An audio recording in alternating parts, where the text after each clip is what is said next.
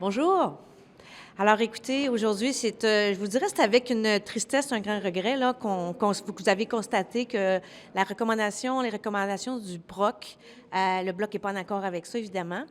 Et vous savez, c'est dur à comprendre quand un président, à plusieurs reprises, manque de jugement, fait preuve de partialité.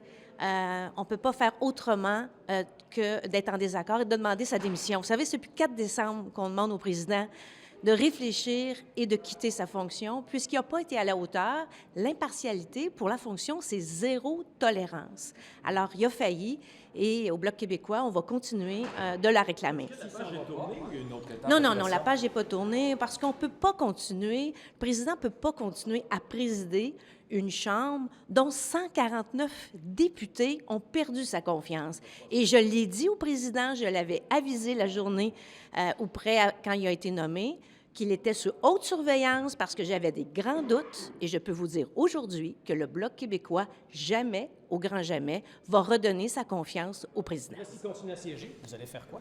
On va discuter parce que le président, quand il va revenir en janvier, s'il ne démissionne pas entre les vacances de Noël, va trouver que sa session au retour va être difficile parce qu'un président ne peut pas présider une chambre et obtenir l'autorité nécessaire pour diriger des débats. Vous allez faire quoi? C'est ça la question? On va faire comme d'habitude, on va travailler fort, mais on va faire comprendre au président qu'il ne peut pas rester. Allez-vous le Il y a reconnaître? toutes sortes de moyens de procédure pour faire comprendre à un président qui ne veut pas comprendre qu'il doit quitter. Bien, il y a toutes sortes de... Il peut y avoir des motions de non-confiance, il y a toutes sortes d'autres moyens. Mais moi, j'ai confiance à M. Fergus que pendant Noël, il va réfléchir sur sa situation, comme je l'ai invité au PROC, aux réunions du PROC, à réfléchir sur sa situation et de se retirer de ses fonctions. Je pense que c'est le meilleur pour lui, vraiment. De M. Fergus qu'il n'ait pas compris le message que vous lui portez.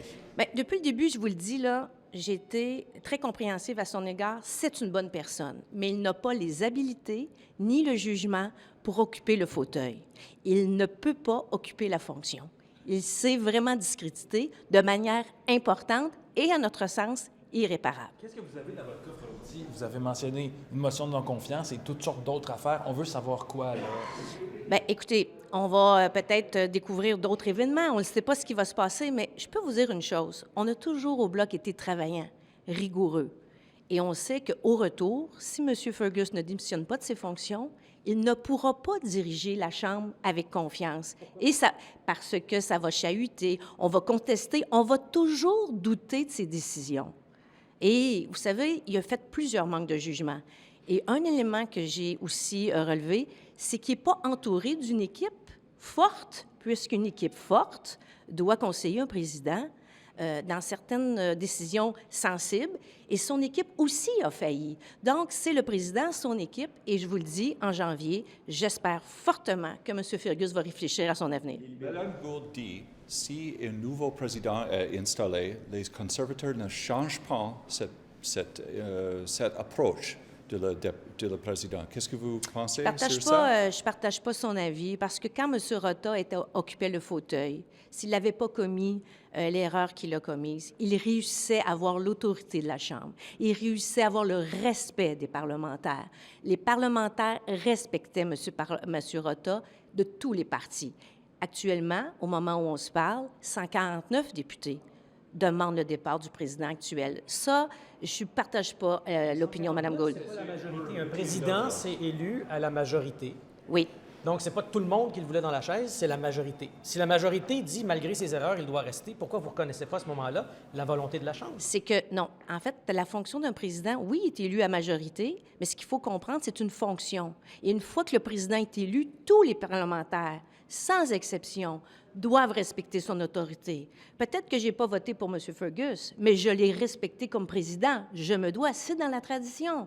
Donc, tous les parlementaires, une fois élu le président, on le respecte. Maintenant, 149 disent on n'a pas confiance. Et au Bloc québécois, on le dit et on le redit, notre confiance ne reviendra pas.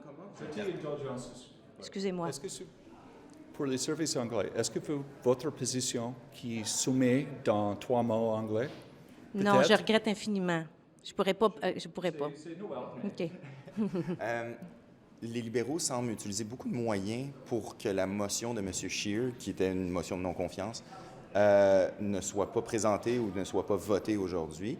Comment vous interprétez l'attitude des libéraux, notamment par l'entremise du rapport de Proc, mais aussi par leur geste ce matin, qui est essentiellement de kicker la canisse, et on en reparle une autre fois? Oui, bien, je pense qu'ils veulent faire une fin de session qui finit en douceur, sans trop de tracas, mais si aujourd'hui, on ne débat pas d'une motion de non-confiance, je pense que c'est le cas. Là. Vous avez vu ce qui se passe aujourd'hui, on va débattre de C-58, bien, ça indique qu'on reporte ce débat-là, parce qu'en revenant, il va en avoir une motion de non-confiance. Bien, j'ai pas dit qu'on va l'amener, mais c'est certain que c'est pas terminé avec le congé des fêtes. Monsieur Cyr, vous êtes un membre de Internal Economy. Le CBC fait un reportage aujourd'hui. Oui. Monsieur Cyr est chargé 500 $ pour filmer une partisane vidéo dans cet bureau de la colline. Est-ce que vous avez des pensées sur ça en fait? Je vais vous dire une chose, c'est que moi, je siège au comité du bureau de la régie interne depuis 4 ans. C'est pas la première fois qu'on pourrait examiner un député qui a utilisé les ressources de la Chambre en dehors de ses fonctions parlementaires. Ce que je peux vous dire une chose, c'est que ça n'existe pas le concept de sanction financière. Ce qu'il faut faire, c'est identifier avec des indicateurs mesurables le coût à rembourser pour l'utilisation des ressources. Et je vais vous dire sincèrement, il n'y a aucun coût pour un manque de jugement. Monsieur Julian désire une charge à M. Fergus pour cette occurrence. Est-ce que la charge 500, excuse-moi, 500, c'est une même charge pour M. Fergus comme M. Cyr et les autres? Je vais vous dire mon opinion très personnelle, c'est que un manque au règlement concernant l'utilisation des ressources de la Chambre est le même pour tous les députés. Que tu sois président ou whip, si je manque à ce règlement-là, je vais payer ce que ça coûte, mon utilisation. Alors, il faut mesurer l'utilisation de la toge, l'occupation de l'endroit. Comment ça vaut, ça? Je vais vous dire sincèrement, là, ça ne vaut pas beaucoup d'argent. Alors, c'est le patron. Ça m'a fait plaisir.